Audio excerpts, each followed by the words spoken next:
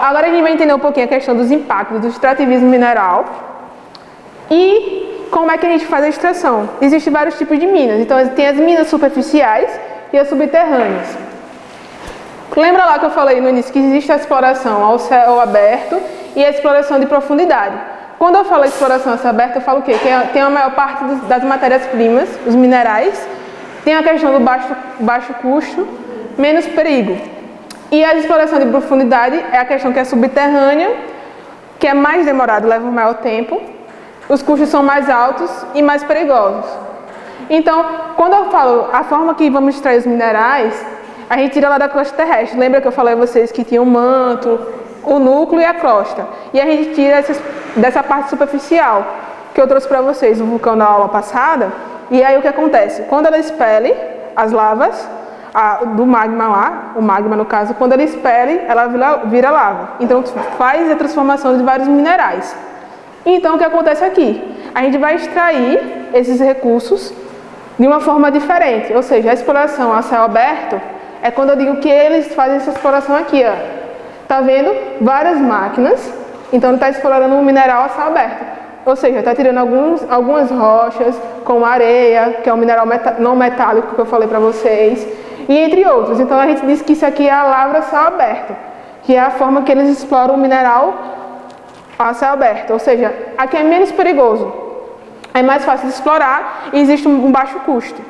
Quando eu falo que tem um outro processo, que é a exploração subterrânea, que a gente fala que é a lavra subterrânea, existe um custo maior. Por quê? Porque eu vou ter que olhar onde é essa profundidade, onde é que vai estar localizado esse mineral, para poder ir com a máquina, que a gente chama de uma perfuradora, para poder explorar esse mineral. E aí tem que ver qual o tipo de mineral que eu vou estar explorando, porque tem os impactos ambientais, ou seja, quando eu mexo na estrutura da natureza, vai ter consequências. Então eu tenho que ver a forma que eu vou explorar. Então eu digo que esse daqui é a exploração a céu aberto e esse aqui é a exploração subterrânea. Então, professora, mas existe a questão das minas. Então, aqui a gente tem a mina. Eu trouxe uma ilustraçãozinha como é que existe todo o processo da mina. O primeiro, a gente faz aqui, ó, essas galerias. Mas como eu faço isso? Eles primeiro vão estudar, ver qual o mineral que tem presente ali, qual o mineral que vai ser necessário para eles, se aquele mineral vai servir para eles. Então, vai ocorrer essa exploração. Aqui eles fazem essa galeria, então ele vai levar mais tempo e vai ter um custo maior.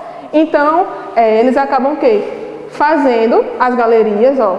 Existe todo um material que é utilizado. Aqui em cima vai ter os equipamentos para poder o elevador. Então demora mais, o processo ele é mais demorado. Então eu digo o quê? Que no primeiro passo vai ter os minérios que trabalham em galerias com as picaretas, que vai estar aqui, ó. Deixa eu ver se tem algum aqui nessa.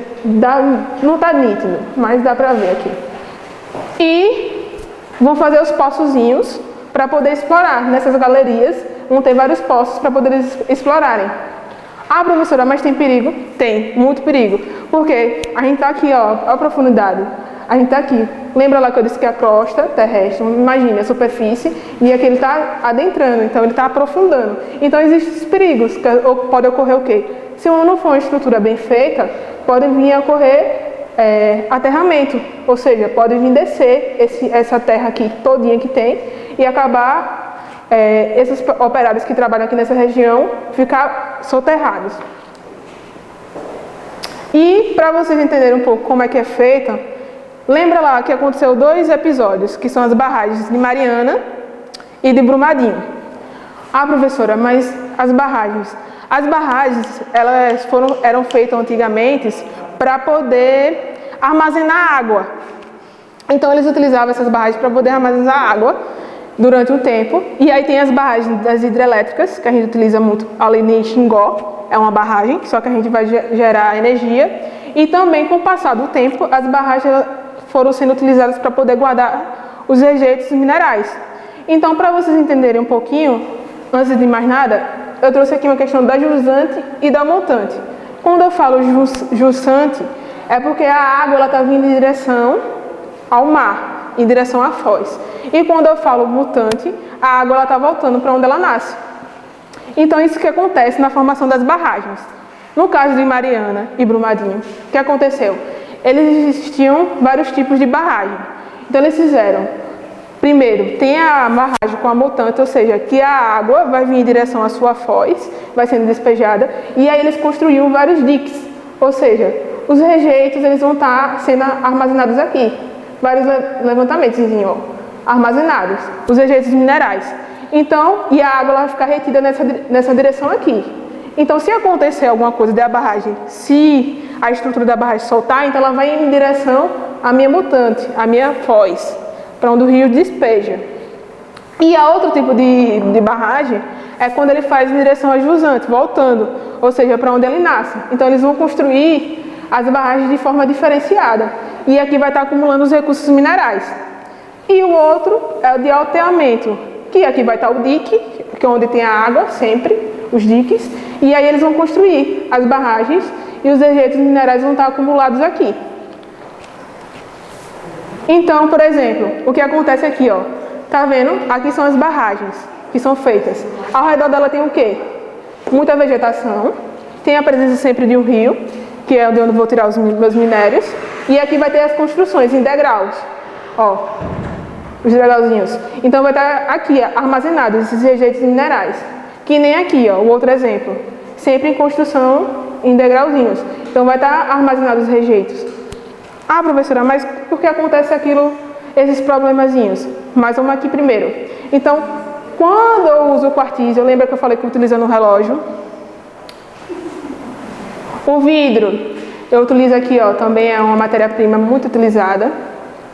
O wolfrânio, também que eu falei lá da luz, ó, que fica dentro da luzinha da lâmpada. E aqui, ó, que é utilizado em aparelhos para fazer radiografia. E aqui que a gente utilizava há muito tempo, que é o disco, antigamente a gente usava muito. Então existia a presença de um minério que é o coltan. Então existia essa presença desses minérios. Então, professora, mas o Brasil é tem muito minério, tem muitos recursos minerais, existe. É um dos países que tem a presença de minerais e é rico, muito rico. Então, eu trouxe aqui um mapa com alguns estados que existe a maior presença de minerais, principalmente nessa região aqui de Minas Gerais, a região norte também do Amazonas, mas essa presença aqui, ó, do sul e do sudeste, existe uma grande presença de minerais. E aí, existem algumas áreas mineralógicas que você sempre vê falar na televisão, como as do Carajás, o quadrilátero ferrífero de Minas Gerais, que é um dos grandes produtores, que tem a questão da Vale, a Serra do Navio, o maciço de Urucum, que é no Mato Grosso, Oriximiana, que é no Paraná, Macau, Mossoró e Areia Branca, que é no Rio Grande do Norte. Que esse daqui do Rio Grande do Norte é a presença do sal-gema, do sal. Então, um dos grandes minerais presentes. E existem as consequências, né? Os impactos. Então, vai ter a poluição ambiental, alguns ecossistemas vão ser destruídos, a água, a atmosfera. Então, para vocês entenderem um pouquinho, quando essa barragem ela rompe, acontece isso aqui, ó. Tá vendo? Ele está rompendo lentamente aqui, ó, as barragens. Então, vai acabar inundando toda a região que fica ali, ó, a vegetação, o rio, essa região, ela vai ser toda inundada, vai vir a grande, que a gente fala, lama de minerais, de rejeitos, porque ele não vai estar acumulado ali nas camadas em degrau, então tudo que acontece, ela acaba cedendo, acaba acontecendo o quê? Provocando a fauna e a flora que existe ao seu redor e muitas vezes as casas. Então aqui, esse vídeo foi o que aconteceu em Mariana e Brumadinho, para vocês terem noção que aconteceu. Então quando ela rompeu, ela desceu de vez, e como existe uma força que é gerada, uma força enorme, então ela desce e vai levando tudo que vai ter à sua frente. A mesma coisa aqui, ó, quando ela desce lá, você vê os operários que estão na região, eles estão correndo e está descendo a força, que é tudo rejeito mineral, ou seja, junto com a água que existia armazenada naquela região, que são as barragens. E aí são os impactos que acontecem, ou seja, como era antes, depois que aconteceu o rompimento da barragem, como é que ficou as coisas que havia ao redor, as cidades que havia ao redor. A mesma coisa aqui, ó, o antes e o depois. Então toda a vegetação ela vai ser impactada. O rio também vai ser poluído.